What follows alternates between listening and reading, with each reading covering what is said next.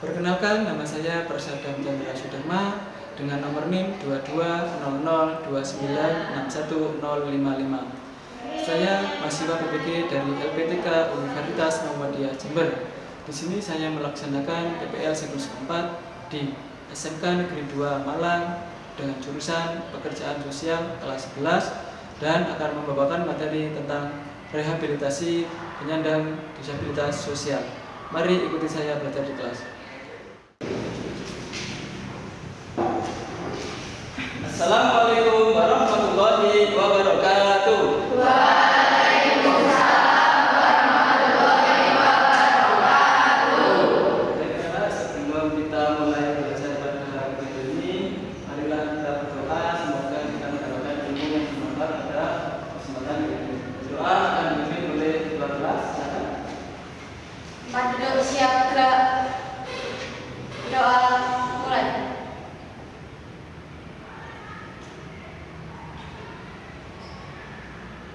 Doa selesai. Adakah hari ini yang tidak masuk? Ada. Nah, siapa yang masuk hari ini? Bisa. Bisa. Kira-kira kenapa? Sakit. Ya, mudah-mudahan hari bisa segera diberikan kesembuhan dan bisa masuk kembali ikut belajar bersama kita ya. Amin. Kalian hari ini ada yang sakit? Ya. Semuanya sehat? Alhamdulillah. Baik. Sebelum kita mulai pembelajaran, marilah kita bersiap untuk menyanyikan lagu nasional pada negeri. Silakan anak-anak berdiri.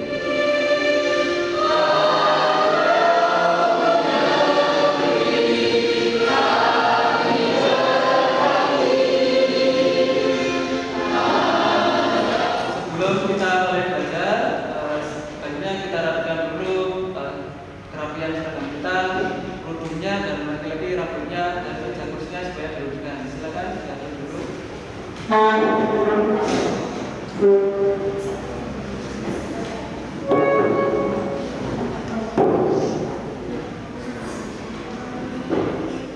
terima kasih.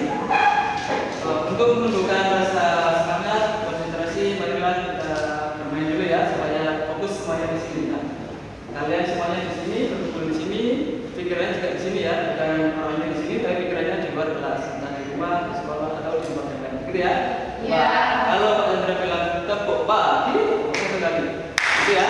Tepuk siang, satu kali. Tepuk sore, dua kali. Tepuk malam, setengah, gitu ya? Bisa dipahami? Coba. Pagi, siang, pagi, malam. Oke, sudah. Selanjutnya, kemarin kita sudah belajar tentang teknik asesmen, yaitu alat yang digunakan untuk asesmen penyandang disabilitas. Hari ini materi pada pertemuan hari ini yaitu rehabilitasi sosial penyandang disabilitas. Baik, tujuan pembelajaran pada pagi hari ini yaitu yang pertama melakukan asesmen berupa instrumen screening disabilitas. Yang kedua, menyusun perencanaan masalah disabilitas. Yang ketiga, melakukan pemecahan masalah disabilitas. Selanjutnya, pertanyaan pematik untuk menentukan sejauh mana kalian bisa memahami apa itu rehabilitasi penyandang disabilitas. Berikut ini adalah pertanyaan pematiknya. Pertama, silakan nanti bisa angkat tangan yang bisa menjawab. Pertama, apakah yang bisa disebut dengan disabilitas? Yang bisa angkat tangan? Siap, saya izin menjawab, Pak. Silakan. Setiap orang yang memiliki keterbatasan fisik, intelektual, mental, dan atau sensorik dalam jangka waktu lama yang dalam berinteraksi dengan lingkungan dapat mengalami hambatan dan kesulitan untuk berpartisipasi secara penuh dan efektif dengan warga negara lainnya berdasarkan kesamaan hak. Terima kasih jawabannya, Bu Bos. Kemudian pertanyaan kedua, sebutkan macam-macam jenis disabilitas.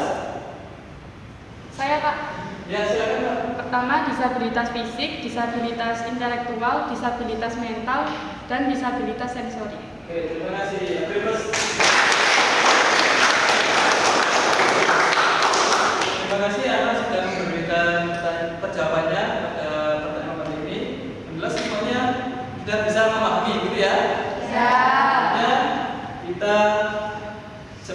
kita mulai materi ini, kita akan melakukan tes dulu untuk mengukur sejauh mana tingkat pemahaman kalian tentang rehabilitasi penyandang disabilitas sosial. Nah, untuk menjawab tes ini, Pak Chandra menggunakan soal dengan kuisis, jadi harus pakai handphone. Jadi silakan bisa memberikan link ke saya, kirimkan linknya ke grup, silakan dibuka bos itu dan bisa dikerjakan. Waktunya 5 menit dari dimulai nantinya. Apakah sudah siap? Siap. Semuanya bawa alat komunikasi atau handphone? Bawa. Silakan handphonenya.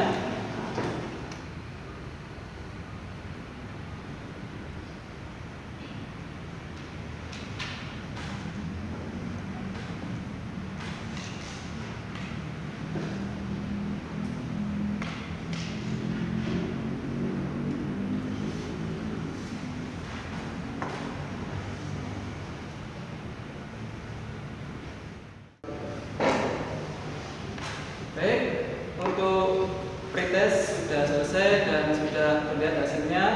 Siapakah dari kalian yang mendapatkan poin 100? Siap. Ya, ada lagi oleh? Ya, oh ya banyak ya. Terima kasih ya. Ini sudah bisa untuk dimulainya pelajaran pada pagi hari ini. Terima kasih. Baik, untuk selanjutnya memasuki pelajaran pada pagi hari ini tentang rehabilitasi penyandang disabilitas sosial. Silakan anak-anak untuk menyiapkan alat tulisnya di atas meja terlebih dahulu. Baik. Jika melihat ke depan, kalian lihat itu ada gambar apa? Nah, macam-macam penyandang disabilitas. Tidak hanya laki-laki perempuan, tinggi, hitam putih, orang tua anak, tetapi ada juga disabilitas dan non-disabilitas. Oleh karena itu, penyandang disabilitas harus diakui disabilitas juga berbeda dari istilah cacat. Bahkan istilah disabilitas hadir untuk menggantikan istilah cacat yang bermakna negatif dan bahkan sudah diidentifikasi dengan kata rusak atau tidak normal. Baik, kita sudah menyaksikan video dari tayangan depan. Sekarang tentunya kita di lingkungan tempat tinggal kita itu pasti ada yang namanya penyandang disabilitas, entah itu fisik, mental, intelektual atau sensorik gitu ya. Nah, sekarang dari tayangan video itu apakah ada yang ditanyakan? Ya, cukup jelas. Sekarang ini. Sekarang lanjut ke lembaga kerja siswa, yaitu nanti kalian membentuk kelompok dan membahas tentang masalah penyandang disabilitas di lingkungan rumah kalian masing-masing. Ya, baik. Nah, selanjutnya setelah ini kita mengerjakan bekerja secara kelompok dan kita harus mendata terlebih dahulu. Contoh tadi yang sudah saya sampaikan, kita sebagai pekerja mendata dulu identitas dari orang tersebut. Kita perlu mendata, misalkan saya menemukan klien si A. Beliau adalah penyandang disabilitas fisik yang kehilangan kaki. Saya tuliskan namanya di sini. Ada namanya, nama lengkapnya, kemudian tempat tinggalnya, tempat lahirnya, kemudian ada usianya, jenis kelamin laki atau perempuan, kemudian alamat ya, alamat juga ada, desanya, kecamatannya. Nah, ini untuk fungsinya untuk didata bahwasanya penyandang ini benar-benar warga negara Indonesia dan memerlukan hak atau hak dari pemerintah untuk bisa memperoleh kesetaraan. Nah, setelah itu, setelah kita mendata biodata dari si penyandang disabilitas atau kita sebut dengan klien, kita bisa mengarahkan kemana klien atau kebutuhan apa yang ingin dicapai oleh klien. Misalkan klien ingin meningkatkan skillnya, meningkatkan keterampilannya, meningkatkan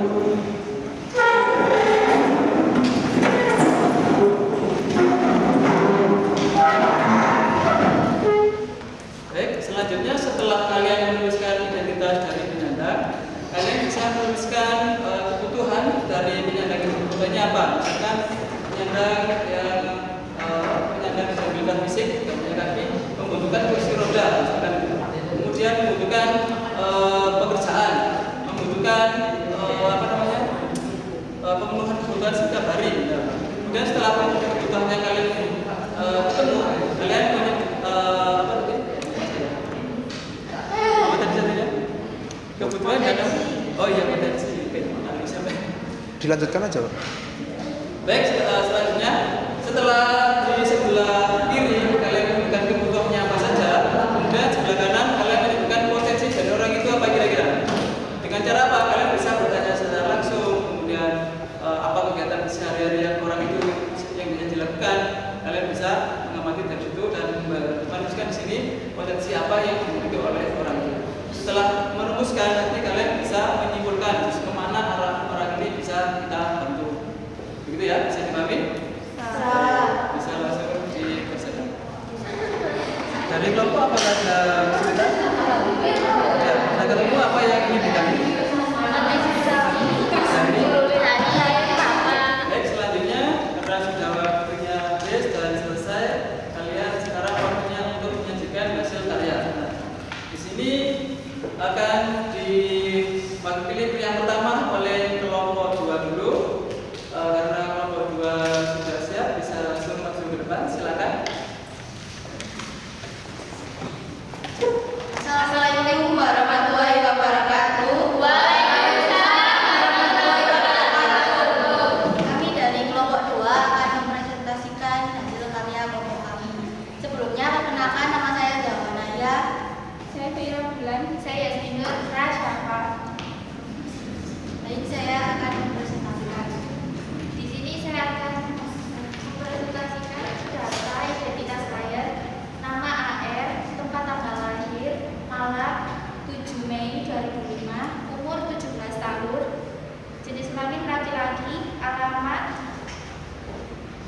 RT 05 RW 9, pendudukan Sabtu. Demikian presentasi dari kelompok 2. Dari kalian apakah ada pertanyaan? Saya. Ya, silakan. Alamat dan asal-usul klien bagaimana? Baik, yang ditanyakan adalah alamat dan asal-usul klien. Silakan kelompok menjawab. Izin menjawab, alamat klien di Sabtu Munggo Pakis. Kemudian untuk asal-usulnya? Klien tinggal bersama neneknya karena orang tuanya sedang bekerja. Terima kasih. Apa ada pertanyaan lagi? Untuk nama orang tuanya adalah Satana Arifin, bisa disebut SA. Baik, demikian presentasi dari kelompok 2. Terima kasih edukasinya semuanya bagus ya. Beri tepuk tangan untuk kelompok 2. Selanjutnya penampilan atau presentasi dari kelompok 1. Silakan kelompok 1 untuk maju ke depan dan mempresentasikan hasil kerjanya. Selanjutnya kita akan menyebutkan data klien tersebut. Data klien yang pertama ada Jody Pratama, tempat lahir di Sidoarjo, tanggal lahir 13 Maret 2005. Saat ini klien berusia 17 tahun. Demikian presentasi dari kelompok 1. Berikutnya dari kalian apakah ada yang bertanya? Saya Pak, Silakan. apakah ada potensi lain selain yang sudah disebutkan di situ? Baik, saya akan menjawab pertanyaan dari Mas Rofi. Sejauh ini kita masih menemukan 4 potensi dari klien, dan kami akan melaksanakan observasi lebih lanjut lagi agar mengetahui potensi apa lagi yang Baik, setelah semuanya sudah menyampaikan hasil diskusinya ke depan, sekarang kita akan melakukan refleksi terkait apa yaitu tentang rehabilitasi sosial disabilitas, penyandang disabilitas. Nah, setelah kalian menemukan diskusi atau memperoleh hasil dari diskusi dengan teman-teman, nah tentunya kalian punya pandangan ya, punya potensinya apa, kemudian kebutuhannya apa. Nah, dari kedua komponen ini kalian bisa menggabungkan. Dari kalau kita sebagai PSS itu bisa merumuskan ya, merencanakan nanti berarti orang ini nanti bisa diarahkan ke untuk pelaksanaan post-test menggunakan Google Form. Soalnya ada 10 soal uraian, nanti silakan dikerjakan dan segera dikirimkan. Tanggal tunggu sampai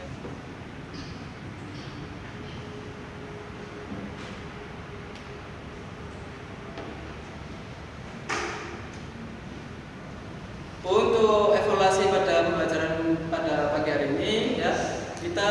sebagai Meksos harus bisa merencanakan atau mengelompokkan ya. Kita menggali data dari klien, identitasnya, alamatnya, kebutuhannya apa, dan potensinya apa. Setelah kita bisa mengelompokkan itu, baik untuk pertemuan minggu depan kita akan belajar tentang penanganan masalah dari yang sudah kita temukan tadi, kebutuhan dan potensinya. Kemudian kita bisa meresosialisasi, yaitu bisa sosialisasi dengan klien bahwasanya hasil yang sudah kami terima semacam ini kita sampaikan ke klien itu dikembangkan berikutnya. Nah, sebagai penutup, terima kasih banyak pada rekan sudah berpartisipasi pada pembelajaran hari ini. Semuanya aktif, semuanya tertib, semuanya bisa mengikuti belajar dengan baik. Semoga kalian mendapatkan ilmu yang bermanfaat dan bisa digunakan untuk telah ketika melanjutkan ke dunia kerja atau bisa dilaksanakan ketika kalian. Untuk mengakhiri kegiatan pembelajaran pada siang hari ini, marilah kita berdoa. Berdoa akan dipimpin oleh ketua kelas. Silakan. Pak duduk siap gerak. Doa mulai.